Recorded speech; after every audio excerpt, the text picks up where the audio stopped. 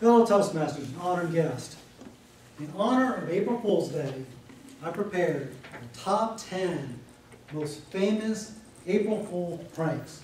These are internationally known, and they're based on the number of people fooled. I have to admit, I was taken in by one of these. See if you can figure out which one. And I was not the rapscallion, I was the victim. Number 10, 1976, the British astronomer Patrick Moore announced on BBC Radio that at 9:47 a.m., a once-in-a-lifetime astronomical event was going to occur. Planets were to align in such a way that gravity on Earth was going to be temporarily reduced. If everybody that wanted to witness this event would jump precisely at 9:47 a.m., they would feel a floating sensation. Hundreds of people called in the radio station saying that they witnessed the event. One lady even claimed that her and her friends floated around the room. Number 9, 1995, Discovery magazine reported a highly respected wildlife biologist, Dr. April Hazell, had founded a new species in Antarctica, the hot-headed naked ice boar. This animal had bony plates in its head that its blood vessels heated up to intense heat, and they could fly through the ice. They used this in a strategic way to trap penguins as their primary source of food. She suggested that the Antarctic explorer, Delbé Poisson, disappeared in 1937 because he and his team probably appeared as penguins, the ice boars. Discover magazine received more mail in this article than any other one in their history.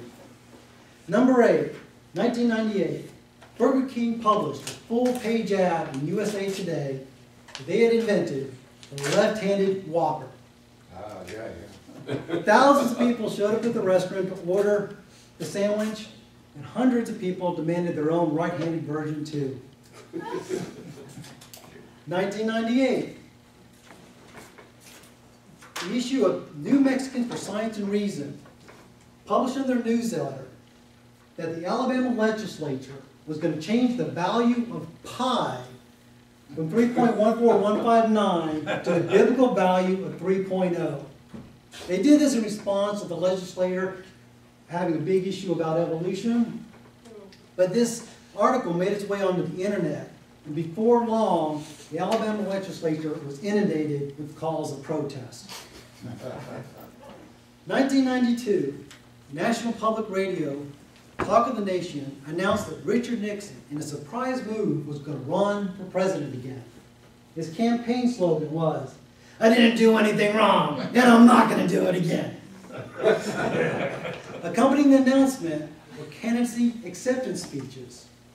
The voice of Richard Nixon was supplied by Rich Little.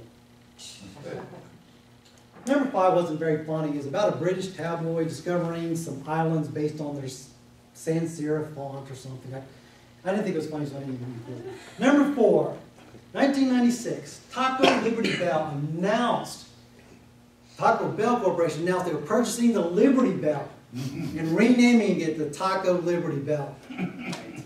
Thousands of people called the government in protest, but even the White House got in on the act by saying they were going to sell the Lincoln Memorial. It would be henceforth known as the Ford Lincoln Mercury Memorial.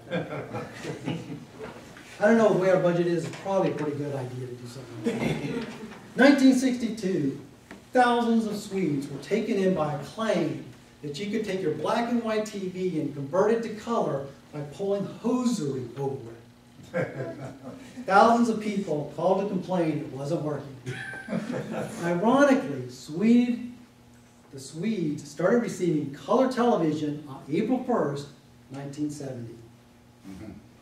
Number 2, 1985. Now, baseball aficionados are going to know this one. Probably disappointed it's number 2. Sid. Sports Illustrated published a story about a rookie pitcher who's going to play for the Mets. He could supposedly hurl the ball 168 miles an hour with pinpoint accuracy. This is 65 miles an hour faster than the previously recorded record. Now this young man supposedly never even played the sport. He learned the art of the pitch in a Tibetan monastery. Sports Illustrated was flooded with requests for more information. Sid Finch only existed in the imagination of the author George Templeton. And the number one April Fool's prank, based on the number of people taken in, 1957, the respected BBC news show Panorama announced that thanks to a wild winter and virtual elimination of the dreaded spaghetti weevil, the Swiss farmers were enjoying a bumper spaghetti crop. It accompanied footage of peasants pulling spaghetti out of the trees. Thousands of people called into the BBC radio asking how they could plant their own spaghetti tree. They diplomatically replied, place a sprig of spaghetti in a tin tomato sauce can and hope for the best. Fellow Toastmasters and honored guests, which one of these was I taken in by? The spaghetti one. The boll weevil, because it's native to Alaska. The baseball one. The baseball thing, Sid Finch. Believe it or not, I was a ball player at that time, and I could appreciate what a 168-mile-per-hour pitch would be like. But that was what made me such a great sucker. I had seen pitches up as high as 120 miles an hour off a pitching machine, and you can't even get the bat around on that. So when it came out, my friends and I were discussing, I said, this is impossible, this will run the game. Nobody will be able to hit him. And then it dawned on me, it's impossible. Hello, Toastmasters and honored guests. Enjoy April Fools.